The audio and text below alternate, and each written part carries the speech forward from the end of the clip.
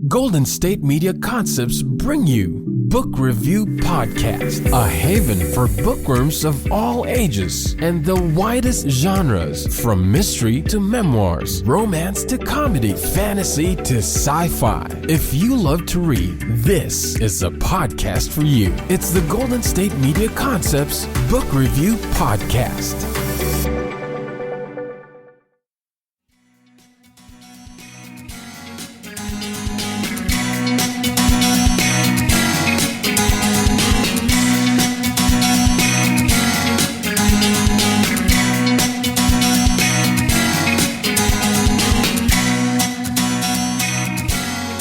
Hello and welcome to the GSMC Book Review Podcast, brought to you by the GSMC Podcast Network.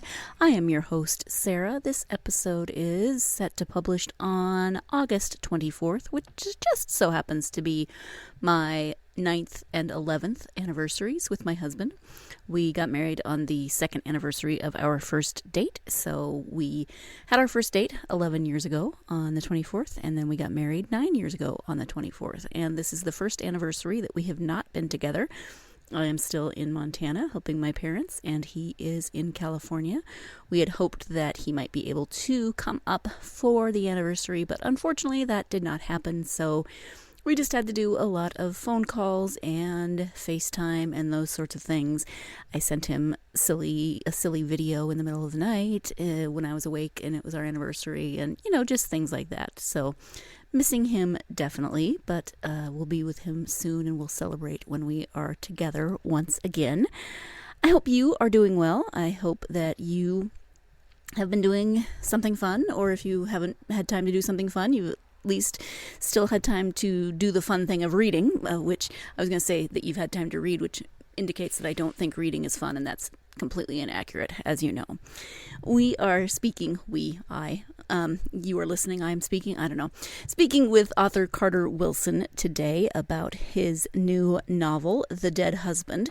Let me first say that The Dead Husband is a really fun title for a book, in that you can have very strange conversations about that title.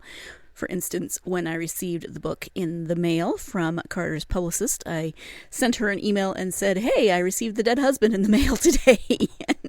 It's a good thing that people aren't, well, maybe they are reading our emails, but that would have been a very confused email reader, I think. Or you can, say to your friend, "Yeah, I went to the store today. I bought The Dead Husband." It's a good title, and it's fun to work randomly into conversations. It is suspense and a thriller. Let me go ahead and tell you what it says on the back. A murderer, a victim, and a witness, but no one in this house is innocent.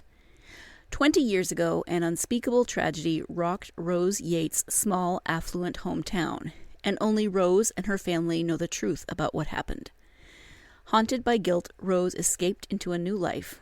Now she seems to have it all: a marriage, a son, a career. And then her husband is found dead. As far as Detective Cullen Pearson is concerned, Rose is guilty. Her marriage wasn't as happy as she'd led everyone to believe, and worse, she's connected to a 20-year-old case. She can play the part of the victim, but he won't let her or her family escape justice this time around. Grieving her husband and struggling to make ends meet, Rose returns home, hoping to finally confront her domineering father and unstable sister. But memories of a horrific crime echo through the house, and Rose soon learns that she can't trust anyone, especially not the people closest to her. That is, again, the description on the back of The Dead Husband. It is by Carter Wilson, and it is suspense. It's a thriller. It has lots of crazy family dysfunction within that suspense, and the thriller aspect. In fact, I would say that the suspense and thriller aspects of the book definitely revolve around the dysfunctional family, as I'm sure you could tell from the description of that book. A couple of things happened that I wasn't expecting. A couple of things happened that I was kind of expecting. So good surprises here and there in the book, and I appreciate that. Suspense, thriller, but again, you know me, not a lot of gore, not a high body count, those sorts of things. I could deal with the level of in this book. So maybe I should have that should be my scale. I should come up with a scale of yeah, and give you that when I'm talking about books like this: thrillers, suspense, horror, which I tend to steer clear of, but I'll look into that. In the meantime, let's go ahead and turn now to the interview with Carter Wilson. Again, the book is called The Dead Husband. Hi, Carter. Welcome to the podcast. I'm glad to be here, Sarah. I'm glad to have you here, and I'm excited to talk about your new book, The Dead Husband.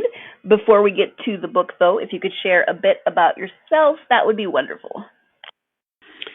Yeah, so I'm Carter Wilson, and I write psychological thriller novels, and my seventh one just came out, and I actually didn't start writing until my 30s. I have a background, I have a business background in the hospitality industry, and writing just kind of came about for me, and I've been doing it for about 18 years now. Wonderful. So let's talk about the book. Can you give a premise just an overall premise of The Dead Husband? Yeah, so when I start writing books, I never have an idea about what I'm doing. And so I don't outline, I just write kind of from the seat of my pants. And every book kind of just begins with an opening scene that just occurs to me. And I don't know what the scene is about or who these people are. But I had a scene in mind of a woman in her mid-30s standing at the door of her childhood home. And it's a mansion. And she's returning home, and she's got her son by her side. And we don't know why she's returning home, but she is worried about returning home. And then as I started to develop the story, I realized, oh, she's returning home because her husband died from an overdose of prescription sleep medication and alcohol. And she's returning home for help. But we soon find out that she becomes a suspect in her husband's death while having to reconcile with some a pretty awful past that she's actually returning to. So that's kind of the overall premise of the story. Now, normally I would ask what your initial inspiration was for this, but it sounds like you don't tend to have really inspirations for the whole story, just that opening scene. So how does that work? Does the story kind of come to you as you start writing and getting into it more, or how does that process work for you? Yeah, I mean, everything's a puzzle, and I will say sometimes there's certain kind of themes or even emotions that I know that I'm going to want to write about. And for whatever reason, I wanted to write about two sisters. I thought that might be interesting, and I don't really know why that came to me. So I realized that this woman returning home, Rose, that her sister still lived in that same town, and there's some conflict between them. But yeah, everything is a puzzle to me. So I write that opening scene, and I quite literally spend the rest of the book trying to figure out that opening scene. And so to me, it's a puzzle to be solved. And so every day when I sit down to write, it's exciting to kind of see what the different possibilities are. So yeah, it does unfold to me, but you certainly take some different directions, and you might have to reverse and go back and rewrite again because it didn't quite work. And then usually about, 70, 80% into the book, I kind of start to see where the ending might be, and I start to realize what maybe the themes are and the connective tissues in the book. And that's kind of the enjoyable part, is when you kind of hopefully see that your subconscious has been working all along, and you're like, oh, this is a book about loss, or this is a book about, being addicted to saving people, or whatever it is. You don't quite realize it front of mind until you kind of step away from it and look back. When you figure out that end point and what the book is about, do you tend to have to go back and do either major or minor edits to the rest of the book to kind of make it flow a little better? Yeah, for sure. I mean, whether you outline or not, I think you're always going to go back, and there's always going to be second, third, and fourth drafts. And I might realize a twist at the end that necessitates kind of some foreshadowing early on in the book that might not be major, but needs to be done. And then certainly once it goes to my editor might come back with some, major edits as well. So it's, really until it goes through copy edits, it's a pretty fluid work in progress. But that's kind of the joy of it all. Editing is great. I mean, editing is where the book comes alive for sure. Jump in here so we can take our first break of the podcast, but I just have to comment on what Carter was just saying about editing. That is not something that I hear from many authors. Some people love editing, but often they do not enjoy it. So it's fun to hear. This is what I love about doing all of these interviews and speaking to different authors is you get all different kinds of personalities and writing types, and people who love editing and people who hate editing. And so I just like that I get all of that variety. When we come back, we'll be talking a little bit more about that aspect of editing and how some people love it, some people hate it. But stay tuned. You're listening to the GSMC Book Review Podcast, and I'll be right back. Hey, it's Sarah here to tell you about the Infinity Pro by Conair with the Knot Doctor all in one dryer brush. I just took this traveling with me, and it is amazing in that it is a 3-in-1 tool. I didn't have to pack extra equipment with me just for my hair on this trip. It has a hair dryer. It is a volumizer. It is a detangler. It can do all of these things in one step. The large oval brush creates glam, waves, the bristles painlessly remove knots as you dry and style. It uses ionic technology to create a frizz-free look effortlessly. Speaking of that frizz-free look, there are 3 heat settings plus a cool setting that will lock in your look for effortless-looking hairstyles. It's got a bonus volumizing attachment included that gives you added lift at the roots. And the removable attachments make storage at home or away super easy. Like I said, I just traveled with it and it was so easy and so convenient. If you would like your very own Infinity Pro by Conair with the Knot Doctor all-in-one dryer brush, simply go to conair.com and search dryer brush. Again, that is Conair, CONAIR.com, and search dryer brush.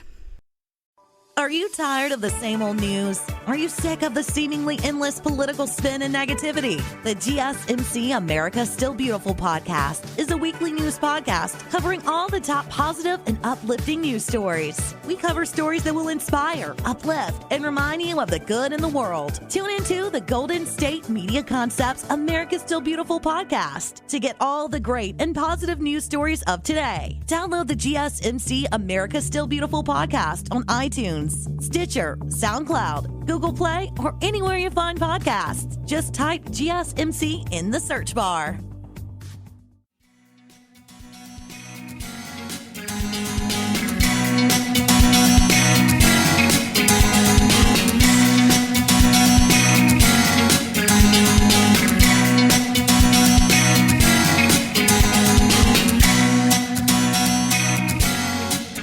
Welcome back to the GSMC Book Review Podcast. I am speaking today with author Carter Wilson about The Dead Husband, which, as you know, is the title of the book and not just a really weird conversation that we decided to have. So let's go ahead now and return to that interview. Yeah, some people love editing, some people hate editing. Well, it's a lot of work, so don't get me wrong. It's not like I'm super excited about it, but when I get editorial notes from my editor, it's always daunting. I'm sure you've had many authors tell you that you get your first editorial letter and it's like, oh, look what all I have to do now. But it's also exciting to see your book from a different person's perspective for the first time and look at their notes and say, oh yeah, this is going to make it better. So that's always exciting. Mm-hmm. The book is written from 2 different points of view, from Rose, who is one of the sisters, the one who's returning home, and Colin, who is a detective investigating initially her husband's death. So first, what about these 2 characters do you think will either resonate or not resonate with readers as they're going through the book? I mean, the primary point of view, as you mentioned, is from Rose, and that's first person present tense. And I loved writing from her perspective because I think she's a pretty vulnerable character, and I think readers will probably find her, relatable on some level. She's going through a lot of struggle, but she's also got some very dark things in her own past to reconcile with, and she's got a marriage that wasn't by any means perfect. And she's got the pressure of a detective kind of investigating her. So I think she's got a lot going on that I think readers will find interesting. And Colin, I wanted to write this book. I wanted there to be an investigatory element to it, which I don't normally do. I don't ever write procedurals, and so this was the first time I had a detective. And this character was important enough to me to have his own point of view. And it's a little bit more distanced than Rose's. It's third person past tense, but it was important that he was fully fleshed out as a character. He wasn't just a cop looking to make a bust. He had his own issues, and that there were parallels between Rose and Colin that they might not realize. So yeah, and I think readers will hopefully enjoy kind of that aspect of is like his dedication to the job, his dedication to what he believes to be true, and how he deals with his own family issues. Yeah, they do definitely, as the book goes on, have some more parallels in their story. So that's right. It's interesting to watch that develop. You don't outline. So what kinds of character development do you tend to do? Do you do that as it goes on? Do you maybe have an idea and then sit down and flesh out a character, or does that really evolve as you write? Yeah, I think it's an evolution. Those things are never, and and plot as well. Those are things I'd never really think about, top of mind. I don't think about like, well, this person needs to, become self-actualized by the end, or this person needs to have changed. I just write what's interesting to me, and I can kind of visualize these characters and visualize what they're doing almost cinematically. And so I just kind of write down what I see, and hopefully my own levels of empathy are coming through enough where I'm giving them, emotions and reactions that are relatable. So, but it is kind of boils down to like, it's what's interesting to me, and hopefully it'll resonate, and hopefully that character development will be there. But again, yeah, it's never something I'm, top of mind thinking about, this character hasn't been developed enough. I feel like the plotters, there's plotters and pantsers. I feel like the plotters who are listening to this interview are just going to be kind of tensing up right now. Everyone has their own. Yeah, it's about the journey though, right? Like I've tried outlining, and I just get bored, and then I immediately deviate from that outline because I'm constantly thinking like, what if? So I might be writing a chapter, and if I might just say, well, what if this guy just died right now? I don't know that that's what I'm going to do, but what if he did? What ramifications would that have to the rest of the story? And so I might just write that and see what happens. But again, that's the thrilling part for me is the discovery of it myself. And I think if I had outlined everything, I wouldn't have that thrill as I'm writing it. Sure. Yeah, I understand. I can understand from both perspectives. So for sure. To hear how people go through their writing process. There's a line in the book that Colin says to Rose, and it's a line that lots of people know of, and that line is "Write what you know." So do there tend to be autobiographical elements in your writing or not? I mean, it's interesting because like I strive to write things very much that I don't know, because that's, again, more fun for me. And, years ago, I would get a lot of comments that, oh, I can totally see you in this character, friends of mine would say. And that always kind of bothered me because I wanted to have more of a unique voice. And that's actually when I shifted to starting writing a lot more from a female point of view, because that was much more interesting to me, because I got to kind of embody a very different voice than my own. But again, I tend to set things in locations that I'm not familiar with. In this book, I actually made up a town for the first time. But yeah, I mean, there's a lot of people who subscribe to the Write What You Know, and my mom was always kind of concerned about me because some of my earlier books were pretty dark, and like, Mom, if I wrote what I knew, then I'd be a serial killer, and hopefully I'm not. So, but yeah, I like to discover new things for sure. All right. And then what kinds of research did you do for this particular book? I mean, this one, and I typically don't like doing research because it's just work, and a lot of people love research, and their books really are spectacularly researched. And I usually write from a point of view of somebody who's not necessarily, an assassin or a spy and doesn't need to know all the different types of weaponry out there. They're just kind of an everyday person. So there's usually not a ton of research I need to do. But in this case, I actually had a detective. So I wanted to make sure I got that right. And I've got just an old buddy of mine from childhood, actually, who's a detective in California.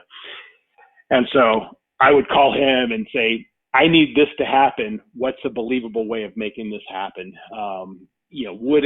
Can a detective get permission to go to another state to interview a suspect? How does that work? What do you do when you sit down to interview somebody that's not at the police station? What kind of recorder do you use? Things like that. So, and I'm sure I took way too many liberties, but that was critical that I had his input for the character of Colin. I like in your acknowledgments that you acknowledge that you have a friend who helped you with the police procedural parts, but that any liberties taken are completely yours, and don't blame him. Yeah, I don't want him to get in trouble because I did some really crazy things with cop protocol. Right. What about this type of book, psychological thriller? What draws you to writing in this genre? I mean, I love. It's not that I love conflict. I love tension. I love anything to do with how one perceives their world around them. And I love the idea of you sometimes can't trust your own mind. That's there's a thread of memory that is woven through all of my books because I think memory is both beautiful and horrifying. And I love kind of that duality. So. My books will tend to have a lot of paranoia in them, and maybe not a lot of actually bad things happening, but a lot of again, that psychological tension, because it's just interesting to me to kind of embody this character and to, from a safe distance, be able to say, well, what would I do if this happened to me? And that's what I want readers to feel as well. But it's kind of a powerful journey to say, here's a pretty horrible thing that's happening to an ordinary person. What if that were happening to me? How would I handle this? And to kind of see, and to kind of go through that process, I think is always thrilling and emotional. So it's something I for sure enjoy. Time for our second break of the podcast, but more with Carter Wilson when we return. Stay tuned. You're listening to the GSMC Book Review Podcast, and I will be right back. Tired of searching the vast jungle of podcasts? Now listen close and hear this out. There's a podcast network that covers just about everything that you've been searching. The Golden State Media Concepts Podcast Network is here. Nothing less than a podcast bliss with endless hours of podcast coverage. From news, sports, music, fashion, cooking, entertainment, fantasy, football, and so much more. So stop lurking around and go straight out to the Golden State Media Concepts Podcast Network. Guaranteed to fill that podcast itch. Whatever it may be. Visit us at www.gsmcpodcast.com. Follow us on Facebook and Twitter, and download us on iTunes, SoundCloud, and Google Play.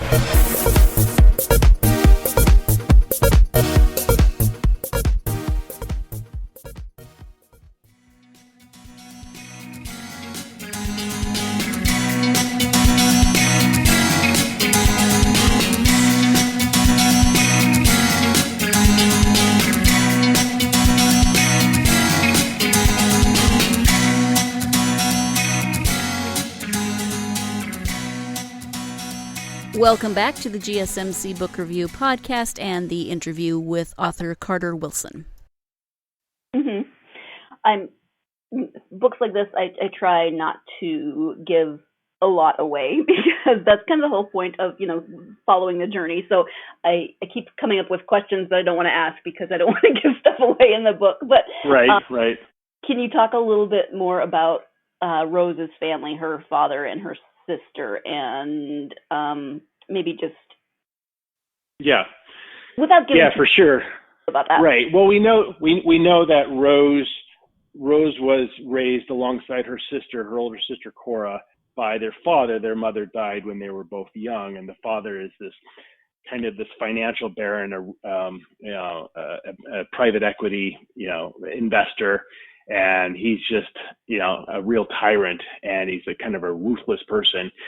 And he puts kind of family above all else, even though he doesn't necessarily exhibit any love for his family. And a horrible event happened in that house when Rose was in her teens, and Rose basically got out. When she was 18, she left and she never came back because of what happened there. And this thing has remained a secret. So her returning home in her mid-30s to seek help after her husband passed away was more than just that. It was also, she needs to come and reconcile with her past and with her, tyrannical father and her quite unhinged sister, having to deal with those elements while she deals with the death of her husband and the pressure of being investigated for that very death. So there's a lot of baggage that she's looking to to shed in this process.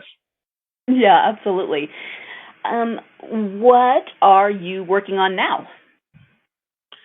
So I actually have, my next book is called The New Neighbor, and it comes out, I believe, April of next year. And it's interesting because it's actually a companion book to The Dead Husband, which I've never done before. It's not a sequel, but I will say it takes place not only in the same town, but in the same house as The Dead Husband, but an entirely different set of characters.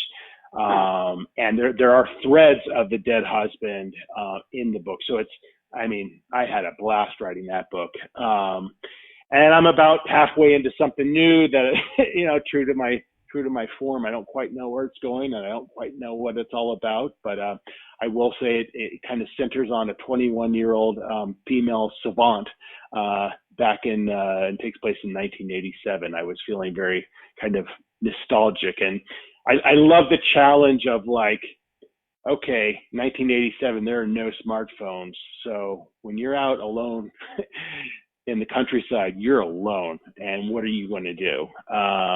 So it's been a lot of fun to write so far. And fashion is just very exciting in 1987. Yeah, I'll tell you, that's the fun kind of research when, you have a character walking into a mall and you pull up pictures of malls from 87 and, Tom McCann and Walden Books, and I remember those, and the arcade games, and yeah, so it's been fun. Hot dog on a stick. Wow, I haven't thought of books forever. That's sad. Are there any of your other books that you would like to highlight? You said you have 7 published, is that correct? Yeah, so I have 7 published. They're all, they're all kind of just standalone psychological thrillers. And each book that I start with just this wave of excitement because it's just a completely different story and I have no idea where it's going to go. So, The Dead Husband is, even though the title's kind of similar, is very, very different from The Dead Girl in 2A, which came out the year prior, which is more about, 2 strangers who are connected through a loss of memory and some childhood experimentation. So it's, totally wildly different, but again, still kind of that psychological thriller. So they're all a blast to write. Fun. You said that you started writing in your 30s. So what precipitated that? What led up to you deciding that you would write for publication? Boredom. So I was in a class one day for a continuing education class for an appraisal license I once held. So you can imagine how exciting that sounds. An 8-hour class in a dingy Ramada ballroom. And I wrote out a puzzle to myself, a little murder mystery puzzle, and decided I would spend the last couple of hours of the class trying to answer this question that I posed myself just to pass the time. And I couldn't figure out an answer to this question I made up. And so I went home and I started thinking about it more, and I started kind of writing out a kind of a backstory of what would explain or what would answer this question. And I just started writing, and I had no idea how to write, but I just started writing. And 90 days later, I had a 400-page manuscript, and it was a real epiphany for me. And again, it wasn't good, but I did it. And so I kind of sat back and said, kind of took stock of my life and said, maybe this is something I'm meant to do. And I haven't stopped writing since. And, my first 3 books, I got an agent with my first manuscript, which was, I'm realizing now how fortunate I was. But my first 3 books didn't sell. So, and I just kept writing, and I decided I loved it. And I learned how to do it, and I learned the publishing industry, and then kind of haven't looked back. All right. So from that experience and kind of learning from the ground up, do you have advice for aspiring authors? I mean, I think the thing that is important above all else is just, and I know you've probably been told this a million times from other authors you've talked to, is like, you just have to do it. Whatever your voice is, whatever your methodology is, and all of those things will change over time. Nothing happens unless you're actually putting words on paper. And so I write 7 days a week. But I write just an hour a day usually. But if I do that 7 days a week, I can get a book done in 10 months. So it's that, and some days it sucks. Some days it feels like you're doing data entry and it's not fun at all. And that's okay. A lot of people have jobs that they don't like. Sometimes writing's like that too. But I know a lot of writers who have great ideas and great aspirations, and there's something holding them back from just getting the words on the paper. So consistency is really the main thing. Time for our last break of the podcast, but when we come back, Carter will be talking about what he likes to read when he's not reading for research purposes. So stay tuned. You're listening to the GSMC Book Review Podcast, and I will be right back. Pets bring such joy to our lives, and the GSMC Pets Podcast is here to share in that joy. We'll tell stories of pets finding their forever homes, acting in unexpected ways, being helpful, or just being silly. Whether you love dogs, cats, llamas, reptiles, fish, or you've never met an animal you didn't like, the GSMC Pets Podcast is for you.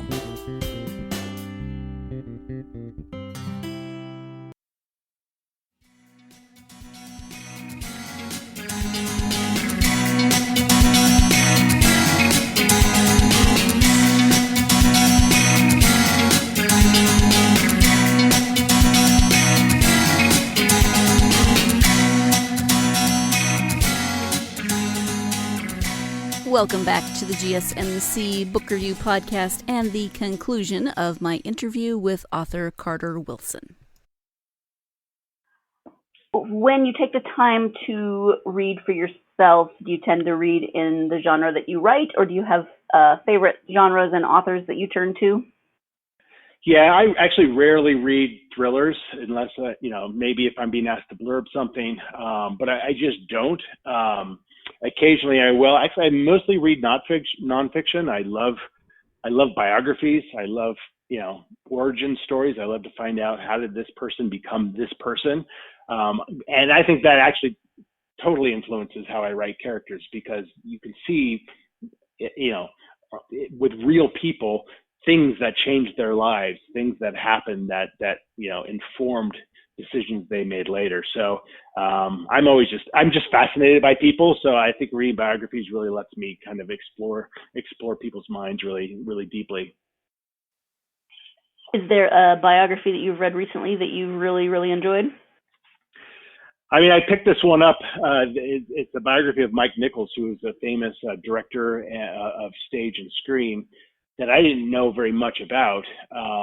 And he became hugely influential. And, it's 700 pages about him. And I loved it. I loved just reading his story, and it was super fascinating. And even though it's not in an industry or interest of mine, just finding out how this person became successful, how they were flawed, what were their demons, I think is always very engaging stuff. Mm-hmm. All right. Where can people find you on the internet, websites, social media, etc.? Yep, pretty much everywhere except for Twitter. But yeah, my website is carterwilson.com, and you can find. And I have a conversation series I'm doing with other authors. You can find some of the recordings there, and links to all my social media on my website. Okay. Now the back of the book does have Twitter. Are you no longer using that account? Oh, it does? That's funny. I just never really used it. And then it's such a toxic wasteland that I'm like, why do I even still have this account? So I just got rid of it. But that's good good to know. Thanks for letting me know that. Sure. We have talked about a variety of things today, but is there anything that we haven't covered that you were hoping to bring up, especially about the new book, The Dead Husband, or writing in general, just anything we haven't covered? I don't think so. I think we hit all kind of the major points. So I appreciate the time to get to talk to you and for the conversation. Well, I appreciate you taking the time out of your weekend as well. It was great talking to you. And again, the book is called The Dead Husband. Thank you so much. Thanks, Sarah. Take care. Thank you once again to Carter for taking the time to join me. I mentioned earlier as we were going to break that, some authors really love editing, some authors don't. And then there are authors who, there's that plotters versus pantsers conversation. Some people are plantsers, which I think is hilarious. But, whether you write out an outline or whether you just kind of let the story take you, I am also fascinated by those conversations. And Carter definitely had my attention when he was talking about how he has something in mind when he starts, and he just sees where the story writing process takes him from that starting point. I'm not sure, like my type A personality, sorry for that bump, my type A personality does not find that comforting, but I know that other people do, and so there's just a whole world of different people and different types of processes, and I find it really interesting, and I'm grateful that people talk to me about that stuff. So thank you to Carter. Thank you to you, of course, as always. I hope that you will join me next time when I will be interviewing Payal Doshi, a debut author, about her book Rhea and the Blood of the Nectar, which is a middle grade fantasy book. So much fun. I loved it. My 10-year-old niece, 10-year-old still, birthday coming up. My niece, the one that you've met, Risa, also loved it. She read it in about 24 hours, and that was one of the books that, well, how many books should I take when we're going on this trip? We're only going overnight. Oh, you're right. I should get 6 instead of only 5. But she just read that in the car. Excuse me, I keep bumping the mic. I apologize. She read that in the car. She finished it, and she loved it. So I'm very happy about that. Now another niece has it, and I don't think she's started it yet, but I'm looking forward to hearing her opinion on that. Anyway, so please join me for that interview with Payal Doshi, and the book is Rhea and the Blood of the Nectar. It is the first in a series. If you are a fan of this podcast, as always, I would ask you to write a review or leave a starred review. Either way, that helps us to get the podcast out to more people. Please also follow and interact on social media.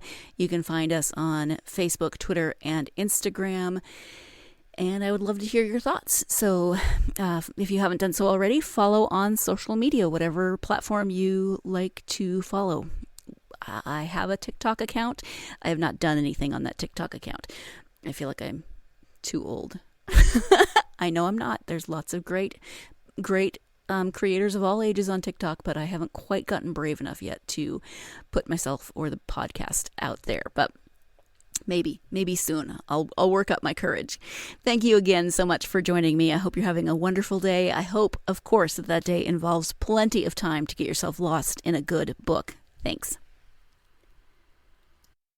You've been listening to the Golden State Media Concepts Book Review Podcast, part of the Golden State Media Concepts Podcast Network. You can find this show and others like it at www.gsmcpodcast.com. Download our podcast on iTunes, Stitcher, SoundCloud, and Google Play. Just type in GSMC to find all the shows from the Golden State Media Concepts Podcast Network, from movies to music, from sports to entertainment, and even weird news. You can also follow us on Twitter and on Facebook. Thank you, and we hope you have enjoyed today's program.